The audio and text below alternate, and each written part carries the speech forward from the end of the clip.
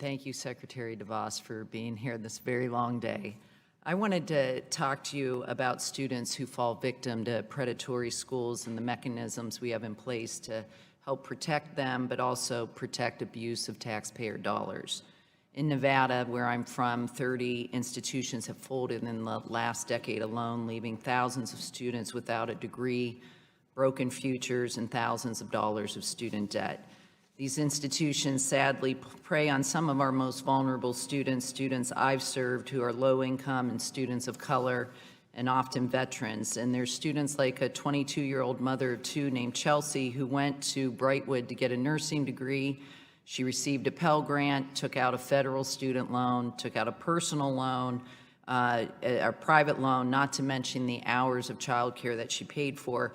And as we know, Brightwood closed in December of 2018, leaving Chelsea 11 weeks away from becoming a nurse and $30,000 into debt. I just want to ask you, again, a quick yes, no.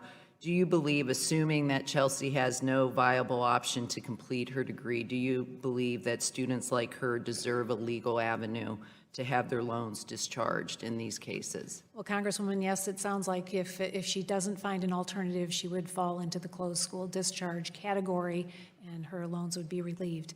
Let me just say, though, it's really regrettable, the number of institutions that have been closing, and I would say it's due in large part to the policies of the previous administration really going after these entities and these institutions. And we're seeing closures not only by those in this was actually an institution that was closed by ACIC, believe it or not. So, but students who have been defrauded, as you say, do have a legal right through the borrower defensive repayment rule. Right now, you're under a court order to implement this regulation, which not only helps get these students the timely discharge of their loans, but also requires the department to collect information on these institutions that is a predictor of their financial distress. You're then required to use that information to determine, identify these risky schools, and then require them to get a letter of credit that protects taxpayers from their risky behavior. And my question to you, again, is a yes, no. Are you currently collecting this information that allows you to determine if these schools are at risk of going under? Well, we are implementing the 2016 rule per the judge's order, but at the same time, we are also working on amending that rule so that it is better reflective of the policies that we believe are more balanced between student and taxpayer concerns, because we do not agree with the previous administration. Excuse me, it's a court order. Yes, and we are implementing. So you can't amend a court order. I mean, this was a court order that it was very clearly, October 2018, very clearly said you must immediately begin collecting this information. So just a yes, no, I yes, assume we you have. are. I just wanted to say we're continuing to work on revising the rule in general.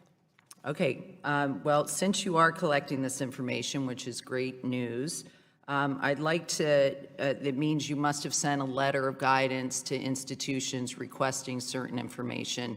And my request of you is, have you sent this letter? And if so, can we receive a copy of it plus a list of the institutions that you have requested this information from? If you would submit a specific question for the record around what specific information you want, we will be happy to get back. I'm submitting it right now. Okay. The request for the record is, I would like you to give us the letter that you sent to institutions across the country requesting this information. I don't know what information you requested. If we could have that letter and the institutions you sent it to within the next 2 weeks, that would be fabulous. I'll be happy to provide. Thank you.